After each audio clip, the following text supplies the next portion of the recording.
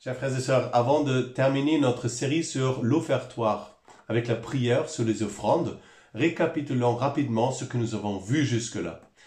Nous avons vu que l'essentiel de l'offertoire, c'est l'offrande de ce qu'on donne à Dieu, l'offrande représentée par le pain et le vin, apportée d'ailleurs dans notre paroisse par les servantes durant la liturgie à l'autel. Il y a toute une procession.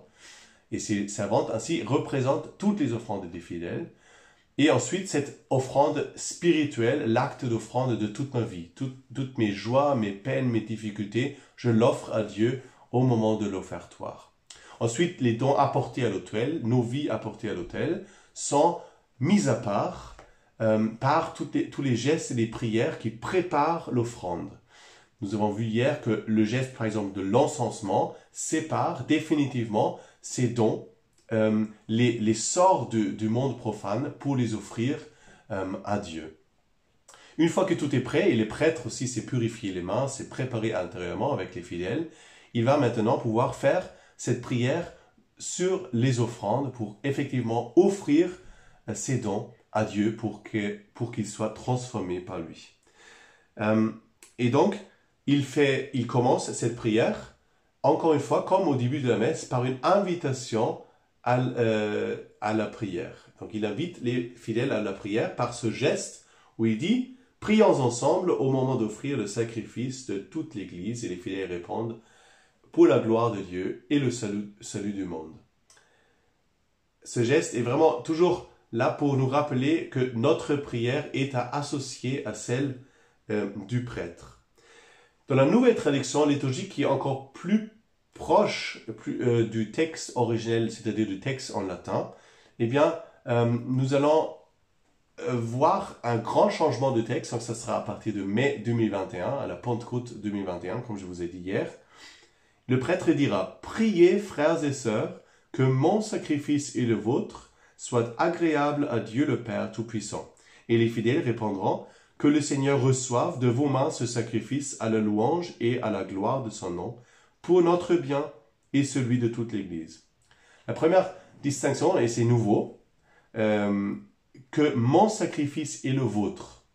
Il fait cette distinction entre le sacrifice, mon sacrifice, le sacrifice du prêtre, et le sacrifice des fidèles. Pourquoi?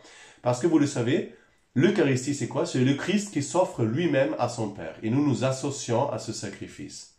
Et en tant que prêtre, le prêtre représente sacramentellement le Christ qui s'offre. Et c'est pour ça qu'il peut parler de mon sacrifice, là il parle au nom du Christ.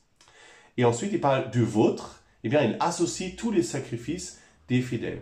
C'est aussi pour rappeler que dans la liturgie catholique, bien que nous sommes tous prêtres par notre baptême, ces sacrifices spirituels que nous offrons à Dieu passent toujours par la médiation du prêtre qui représente le Christ dans la liturgie. Et c'est pour ça que, encore une fois, cette distinction, mon sacrifice et le vôtre. Et puis aussi ce rappel à la louange et à la gloire de son nom, à la louange et à la gloire de Dieu. Voilà le but, la destination du sacrifice, louer et glorifier Dieu. Une fois que le prêtre a invité des fidèles, il fera donc cette oraison sur les offrandes, cette prière sur les offrandes.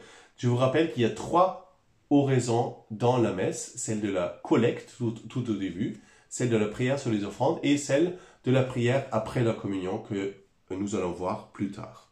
Et comme toujours, il s'adresse avec les fidèles à Dieu, le Père.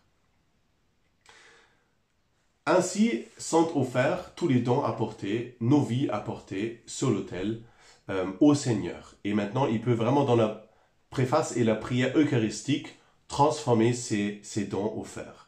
Rappelons-nous tout simplement que l'essentiel à retenir dans l'offertoire, c'est l'acte d'offrande de soi-même, de toute sa vie à Dieu.